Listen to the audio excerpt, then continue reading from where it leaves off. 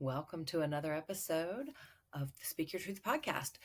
I am your host, Laurie, and today I have my friend and fellow artist, Yolanda Grier, here. She is here to talk to us about the healing aspects of creation, of art. She is an artist and a writer. She has several best-selling books on Amazon, and I am excited to introduce you. Welcome, Yolanda. Welcome, my friend Yolanda Grier. I'm so excited to have you here. You guys, Yolanda is a local artist and teacher. She is a jack of all trades. She is a best-selling writer. She writes poetry.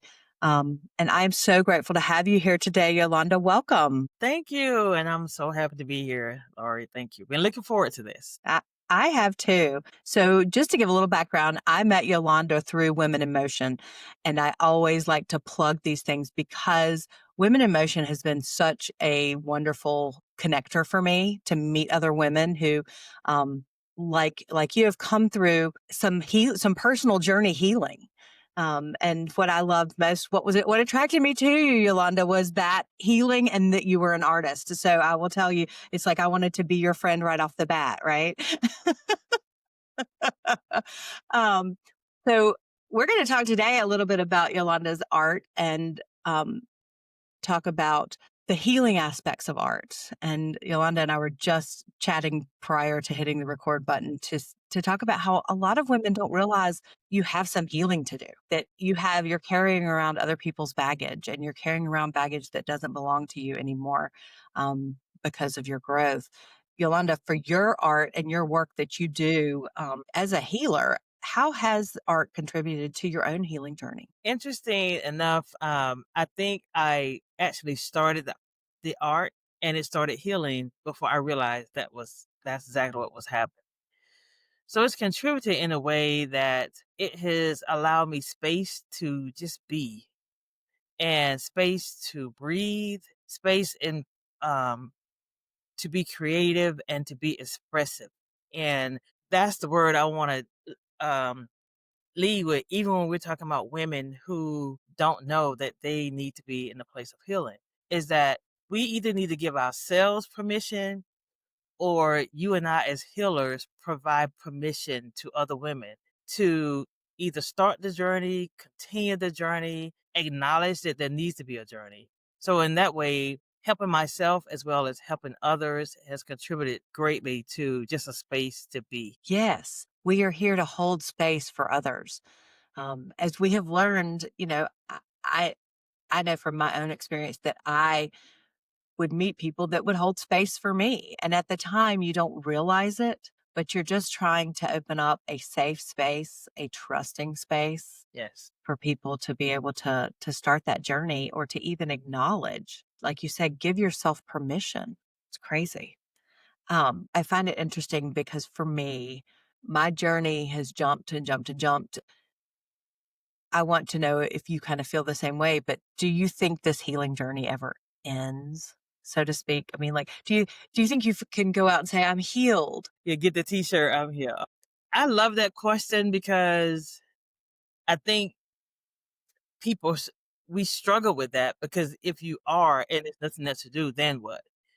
So I have this one of the first paintings I painted is called The Journey, and the one right after that is called Strength for the Journey. And there was the strength for the journey that's helping me get to this question. This answer is that no, it really is a journey. And as you become stronger in some areas, you realize there's work to do in some areas.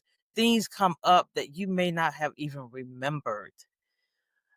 People come into your life at the right time that you didn't even know was going to be a part of the journey. And so I think the beauty of it is that it really isn't about the destination. It really is about doing what you can every single day, reminding yourself how important it is, the space that you take up, that you get to do it, that you get to live loud, you know, and not be broken. And broken and if you choose to live a life where you're not broken, that still doesn't mean that you have necessarily arrived, because so many people are a part of your journey. And as you gather up these women as part of your journey, you're gonna see reflections of yourself in a lot of the women. They're going to see reflections of themselves in you and in the truth of your story. So it absolutely never ends. I agree with you 100%. That's why I was air quoting the end of your Air journey. quotes. Every time I think, oh my gosh, I feel so good. Things are great. And then, like you said, something you didn't even remember that you had stuffed so far down So far down. pops up, and you're like, why am I thinking about that? Wait a minute, what happened there? It's amazing. How do you feel, and this is gonna be off the cuff, how do you feel that you're painting, like, when you are creating a new painting and just sitting down, how do you feel like that expression comes out? Are you expressing the grief, the anger, or anything that you may be feeling?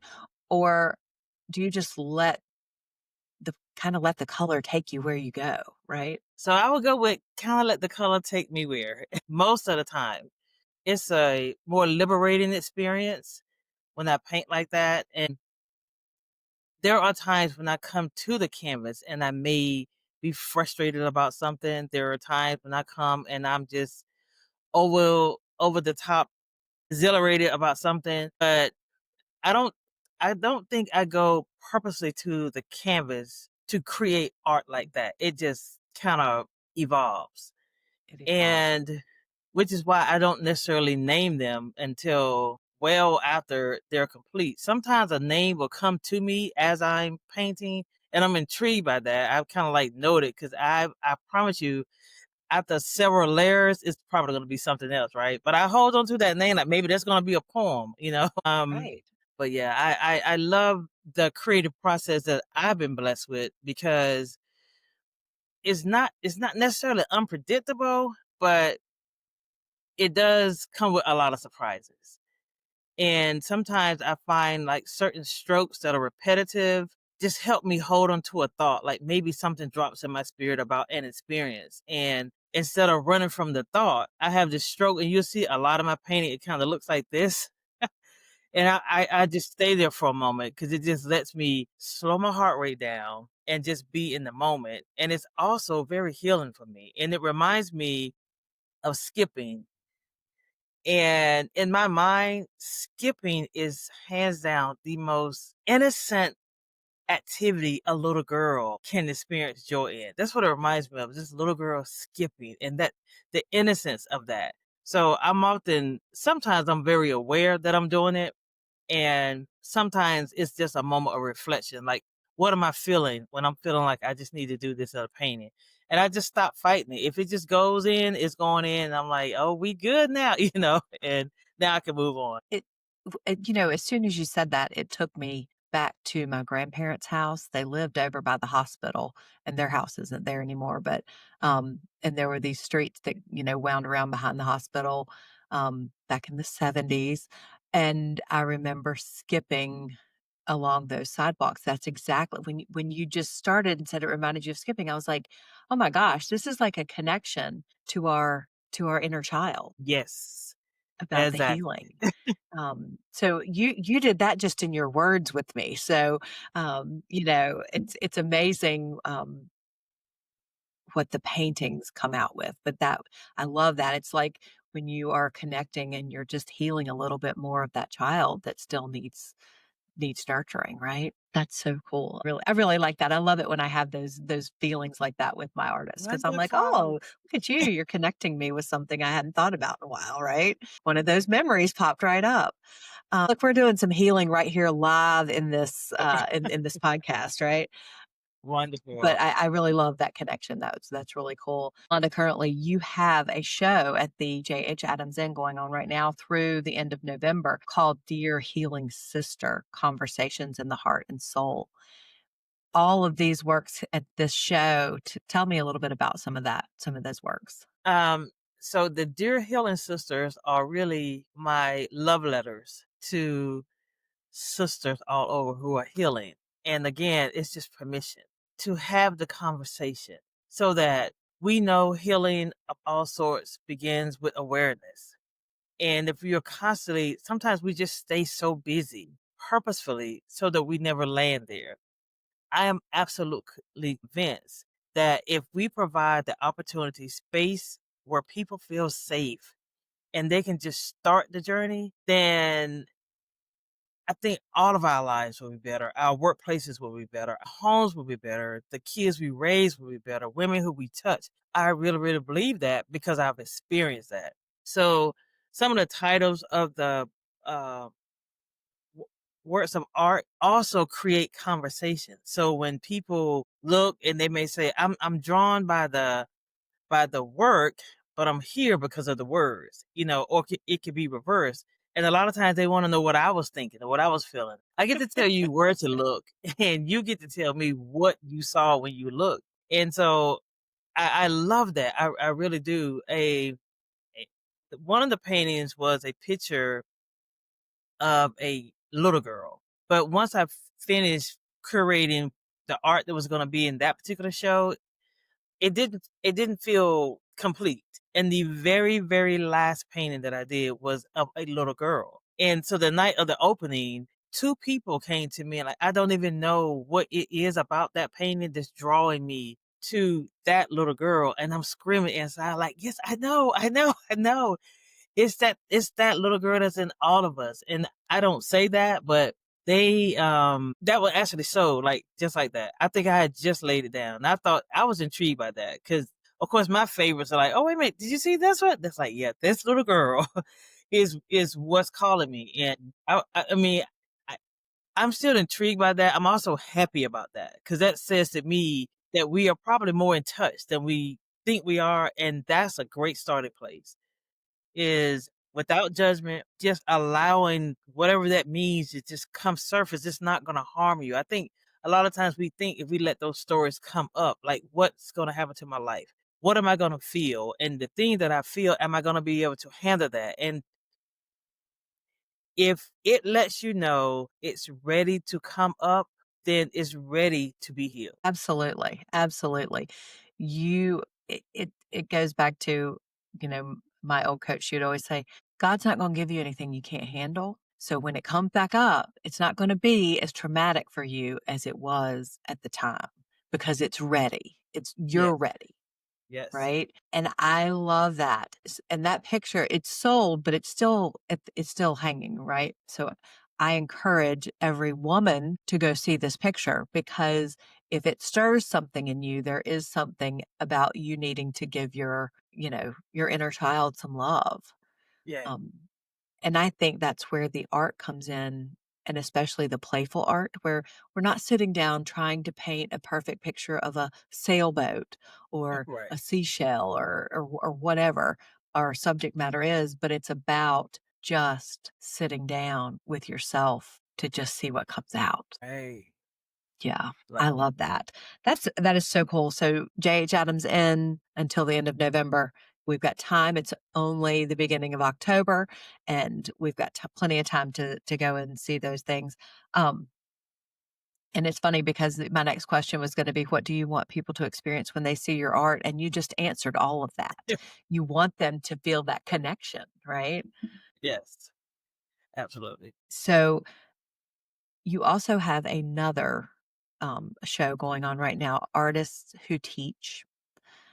As a teacher. This is at TAG, which is the art gallery at Congdon Yards. Yes. I've actually already been to that show, and I already have some pictures that I will be sharing along the way as we promote the podcast. But I want to know about what those pieces when you presented those, because that's a totally different. This is not a personal, Correct. show. This is a group show of all teachers. So, how Yes. did you select what went in that show? Um, it's still abstract, but I was purposeful in using colors that remind me of kids, meaning I didn't mix colors. Normally, on my palette, I'm mixing colors, and then it's like, okay, we good.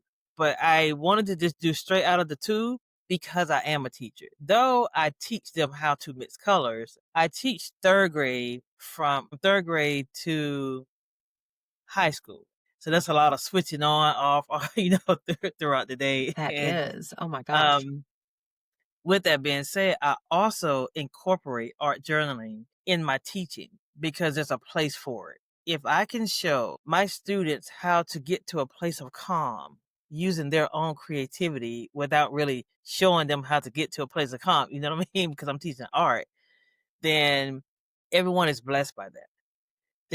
I have an assignment in which they can write in their journals, and then they can illustrate or respond to what they've written. I don't have to read. This is the older kids. I don't have to read it because they can fold the paper. If they would like for me to read it, they keep the paper unfolded or they send me a note. That says that there has to be a level of trust, right? And Yes. once we get there, we are there. It's like, they're writing like, can you see? And I'm not, I don't need to see it. They want me to see why they're writing at this point, and that's a great thing because and this may not be true because we can't go back, but I'm in my head, I'm like, if I had this kind of space when I was 15 and I knew about this process, I think things would have been different for me, but we never know. What I do know is sometimes kids have difficulty adjusting in classroom situations, and it has nothing to do with the classroom. It has to do with things that they're going through, experiencing, or things they've seen that they don't have words to express. Art, hands down.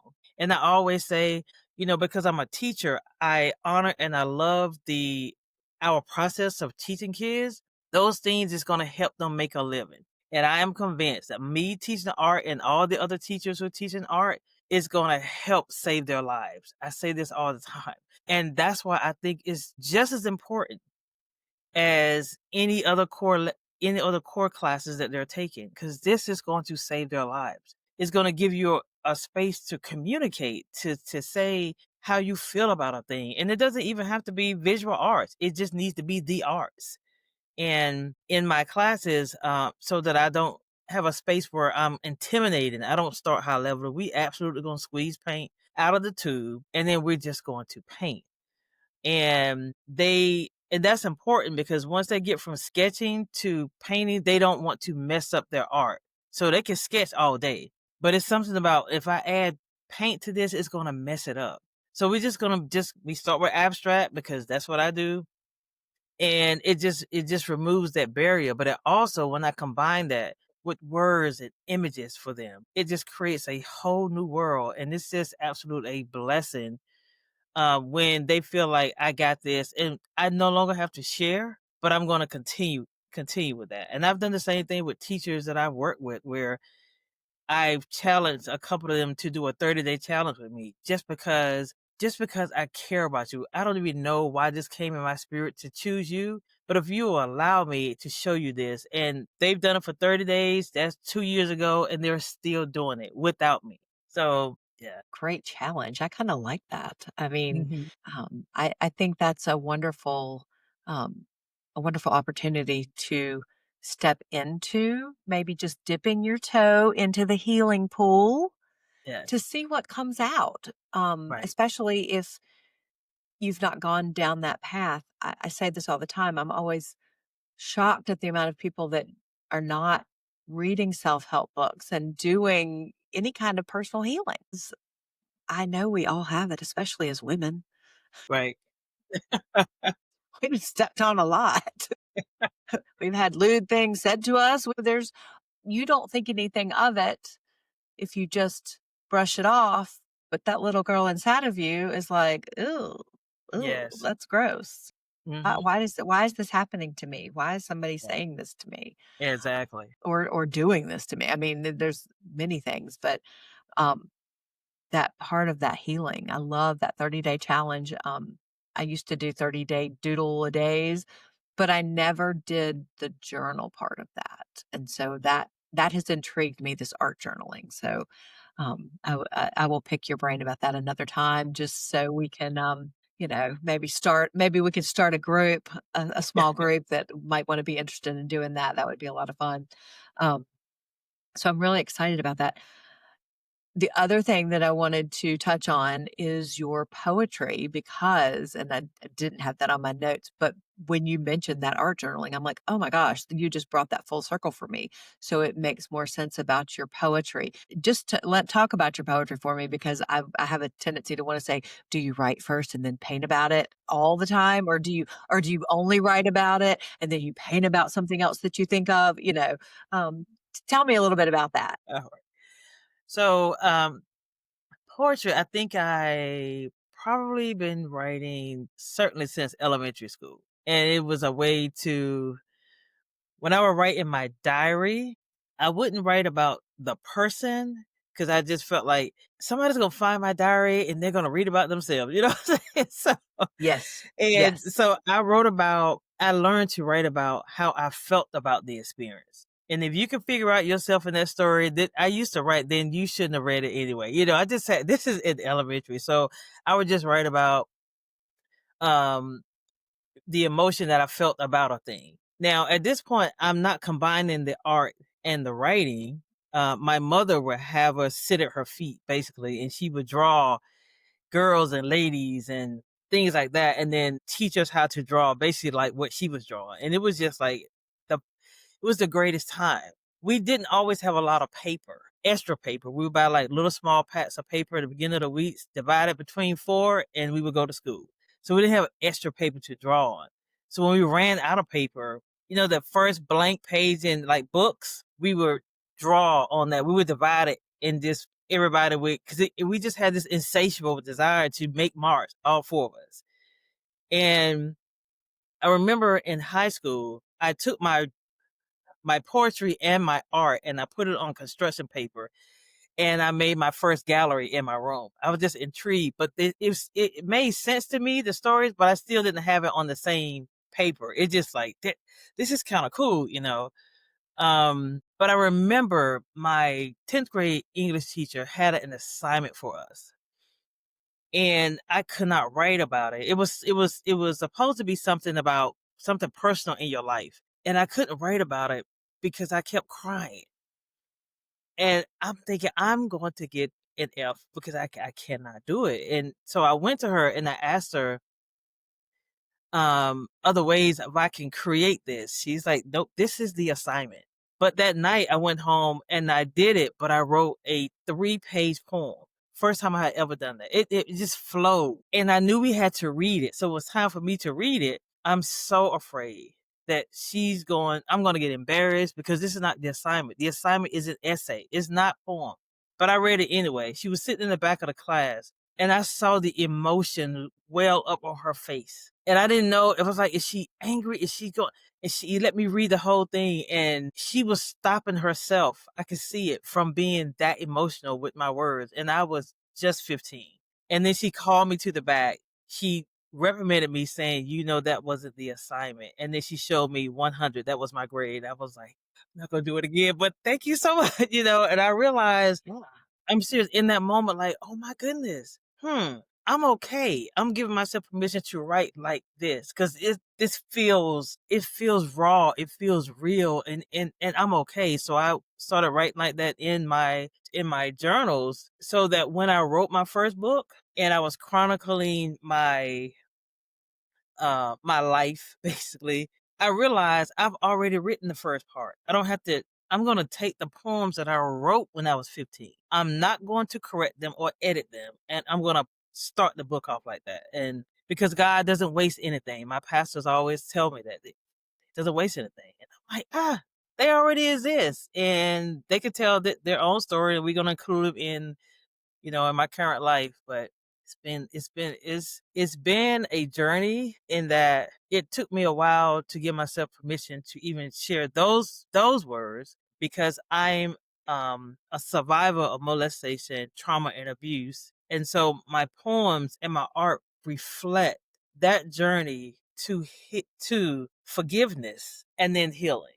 So once I realized that it's all one, when people ask for me to show art, in my mind, it's like it's one. Art, creativity, poetry, all of those things are one for me because it all tells the complete story. Yeah, we are all not just one thing, and um, just just as you are a writer and a painter, I constantly dabble in all kinds of things. We are not just one thing. We are a well-rounded, we have lots of different interests. We have lots of different ways to work through our own healing, right?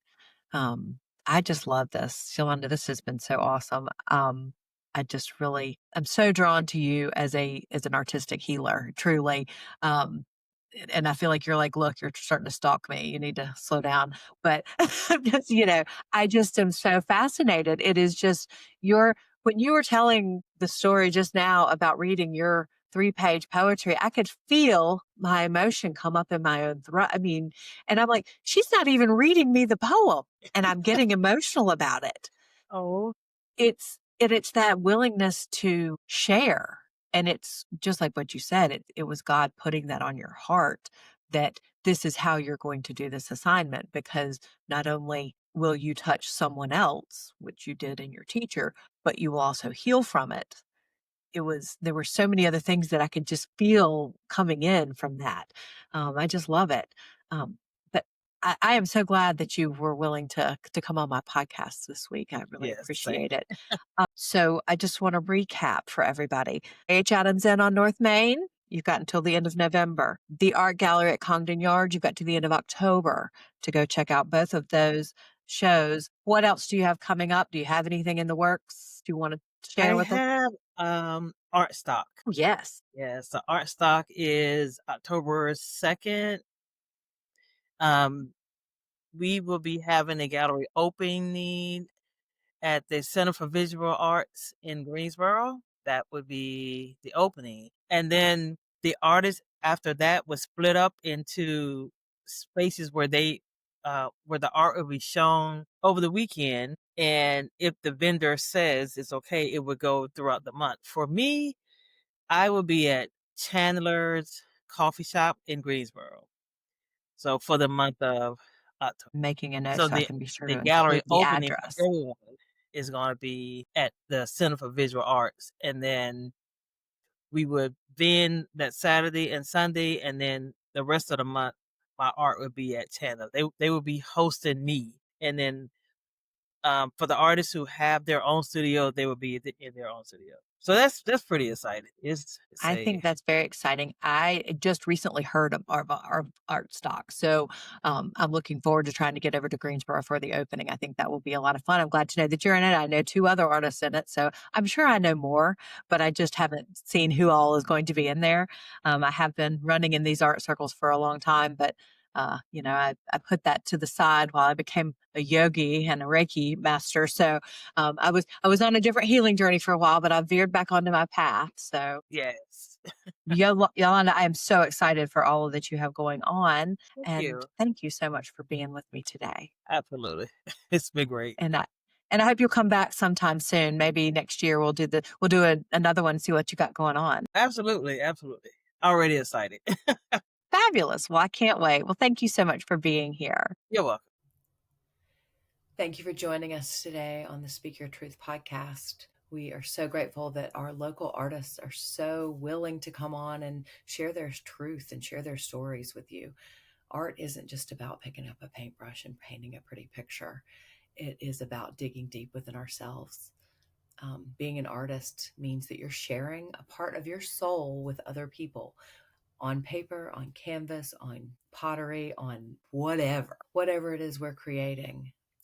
It comes from the heart and the soul of the artist. So I hope you'll join us again next time. We can't wait for our next artist, Zuzi Wynn. So we'll see you soon.